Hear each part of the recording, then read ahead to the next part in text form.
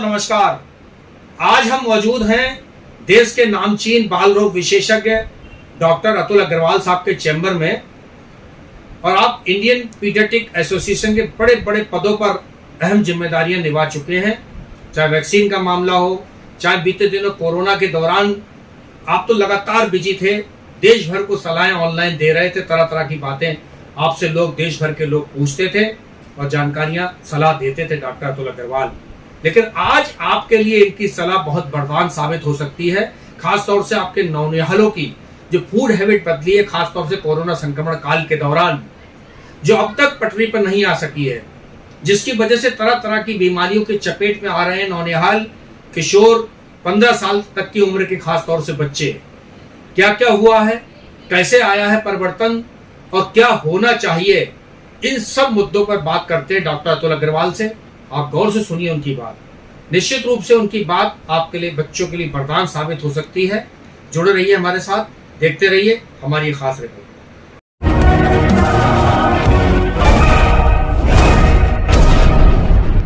मेरे दर्शक आपको देख रहे हैं सर, इन दिनों गार्जियंस बहुत परेशान हैं अपने उन बच्चों की वजह से जो स्कूल जाने के समय या स्कूल से आने के बाद मोबाइल देखते रहते हैं। फास्ट फूड कल्चर उन पर हावी हो गया है, आउटडोर एक्टिविटीज़ कम हो गई हैं, जिसके क्या दुष्परिणाम आपकी नज़र में आ रहे हैं? एक वरिष्ठ बाल रोग विशेषज्ञ होने के नाते क्या ऑब्जर्व कर रहे हैं, खासतौर से 7 से 10 साल के बच्चे, 10 से 12 साल के बच्चे, 12 से 15 साल के बच्चे, केवल 3 कैटेगरी पर ही हम फोकस करें, क्या कहना चाहेंगे डॉक्टर अतुल?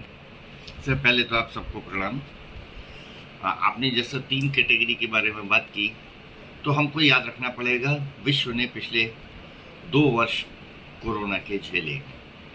तो यानी कि जो बच्चा आज 7 साल का है, वो 2 वर्ष पहले 4.5 या 5 साल की आयु वर्ग में था। उसने केवल स्कूल जाना शुरू किया था। उस बीच में ये उसको कोविड के चक्कर में या जो भी कहें, वो घर में था। स्कूल में उसको रहने की आदत ही नहीं पड़ पाई, क्योंकि बहुत छोटे थे जिस समय वो कोविड काल में थे। अब उनको स्कूल जाना पड़ रहा है।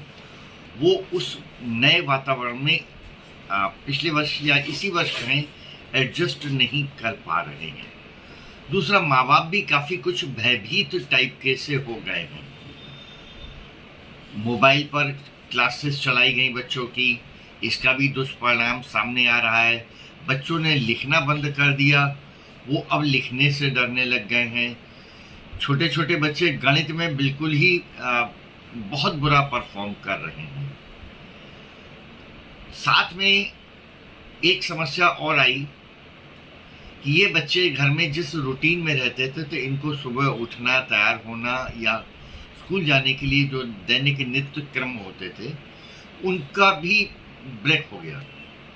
अभी तक बच्चे अधिकतर घरों में अब काफ़ी देर तक जगे रहते हैं और प्रातः स्कूल जाने के लिए वो काफ़ी जल्दी उठाए जाते हैं। उनको पॉटी जाने के लिए भी समस्या होती है, क्योंकि उसमें समय लगता है। वो पॉटी नहीं जाना चाहते, इसलिए सुबह कुछ खाना नहीं चाहते। यही हाल स्कूल में करते हैं, क्योंकि उनको इंटरवल में अगर टॉयलेट जाना पड़ेगा तो उसकी अधिकतर स्कूलों में टीचर्स अनुमति नहीं देती हैं। अभी हाल फिलहाल में ही मेरे पास कुछ केसेस मैंने देखे हैं जिसमें बच्चे घर से 7 साल और 8 साल के बच्चे हगीज़ बांध के पेरेंट्स भेजते हैं कि मैडम जो है यूरिन करने नहीं जाने देती हैं, तो हगीज़ में ही यूरिन पास कर देते हैं। क्या है, कुछ बच्चे झूठ बोलते हैं या डर के टॉयलेट जाना चाहते हैं। समस्या वहाँ भी शुरू हो गई है। मेरा एक अवश्य मानना रहा है कि जो वर्तमान शिक्षा पद्धति में अगस्त सितंबर में बच्चों की अर्धवार्षिक परीक्षा शुरू हो जाती है, ये नहीं होना चाहिए, क्योंकि बच्चों की बीमारियों का ये पीक सीजन होता है। चाहे वो टाइफाइड हो, चाहे जॉन्डिस हो या अन्य वायरल फीवर हो। और आप इस समय सभी देख ही रहे हैं कि पूरे देश में HFMD और अन्य वायरल इन्फेक्शन फैले हुए हैं। इस वजह से बच्चों के पे और बच्चों के माँ बाप पर सभी को काफ़ी संकट का सामना करना पड़ रहा है। हम अपने बचपन को याद करते हैं तो अक्सर दीपावली की छुट्टियों के बाद फिर हम लोग के हाफ ईयरली एग्ज़ाम हुआ करते थे, और वो वास्तव में एक बहुत अच्छा सिस्टम था। अब तो जनवरी फरवरी में ही एग्ज़ाम ख़त्म करने की कोशिश होती है, क्योंकि बोर्ड का परीक्षाएं करानी होती हैं, सेंटर बनने होते हैं बहुत सारी लॉजिस्टिक प्रॉब्लम है, और जो इस समय वर्तमान सत्र का समय अवधि है ये भारत के मौसम के हिसाब से बिल्कुल भी सूट नहीं करता है। अलग अलग प्रदेश में अलग अलग टाइम शेड्यूल बनना चाहिए। छोटे बच्चों को अगर सुबह 5 बजे स्कूल भेजने के लिए तैयार होना पड़ेगा तब समस्याएं तो आएंगी। बड़े बच्चे तो चल सकते हैं। होना ये चाहिए कि क्लास 5th तक के स्कूल 9 बजे से लगे ताकि बच्चा नींद पूरी कर सके। जब समय के साथ हमारे घर में हर चीज़ का टाइम टेबल बदल गया है तो स्कूलों का टाइम टेबल भी क्यों नहीं बदलना चाहिए। ये एक मैं बहुत एम्फेसिस देके जोर देके इस बात को कह रहा हूँ। ये 7:30 पौने 8 का स्कूल बच्चों के लिए बहुत कष्टकारी है। विश्व में कहीं ऐसा नहीं होता है कि सुबह सुबह बच्चे एक यातना ग्रह की तरह ट्रीट किए जाते हैं। 10-12 साल के जो कोरोना से पहले 8, 7, 9 साल के थे, इसमें भी लगभग यही समस्या है कि उनका अब कंसंट्रेशन क्लास में नहीं है। इस बीच में घरों में बहुत ज़्यादा फास्ट फूड का प्रचलन बना। मैं फास्ट फूड का विरोधी नहीं हूँ। अगर हम अमेरिका की बात करें तो वहाँ सब हॉट डॉग खाते हैं, हम यूरोप की बात करें तो वहाँ सब पिज़्ज़ा खाते हैं। आप खिलाइए, लेकिन इनको एडिशन में खिलाइए। घर का खाना जो भारत का है वो खाएंगे तब आप कहिए हम उनको ये देंगे। फास्ट फूड का मतलब ये नहीं है वो फास्ट कि आप स्वयं बनाने की कोशिश करें तो इतनी जल्दी नहीं बन पाएगा।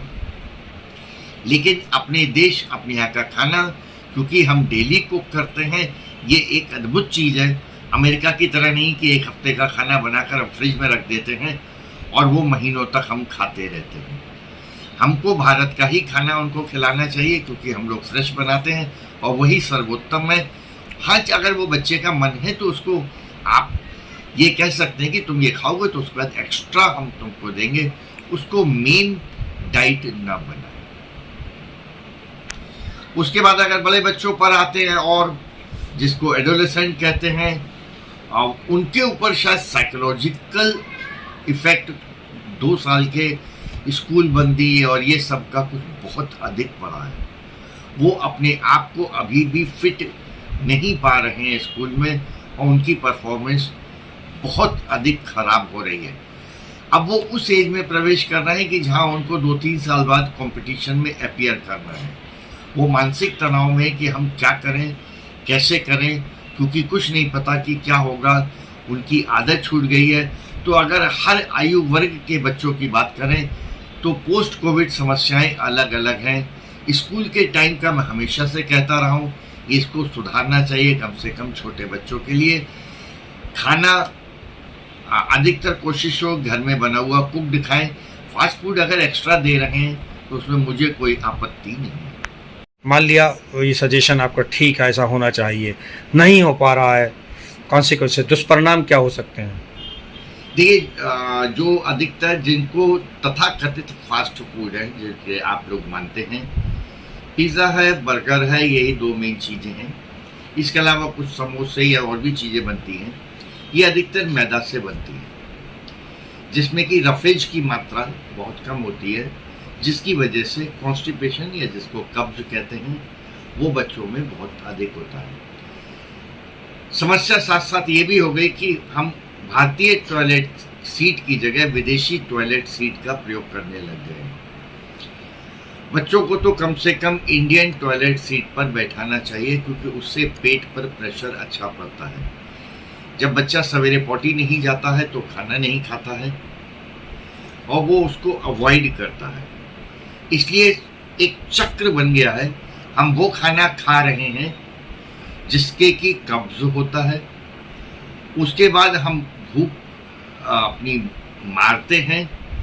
लेकिन अगर हम रफेज वाली इंडियन डाइट खाते हैं, जबकि आप स्वयं देखिए आजकल होल व्हीट और इस सब का प्रचलन बढ़ गया है। ब्रेड भी होल व्हीट की आने लग गई है। कई सारे मिलेट्स को बनाकर उस ब्रेड को बनाने लग गए हैं। तो हमको ये समझना पड़ेगा कि बच्चे के पेट का पैटर्न अगर नॉर्मल रखना है तो हमको चोकर युक्त आटा और रफेज वाली चीज़ें, हरी सब्जियां, फलों का रस नहीं, फल देने चाहिए क्योंकि तभी रफेज मिलता है।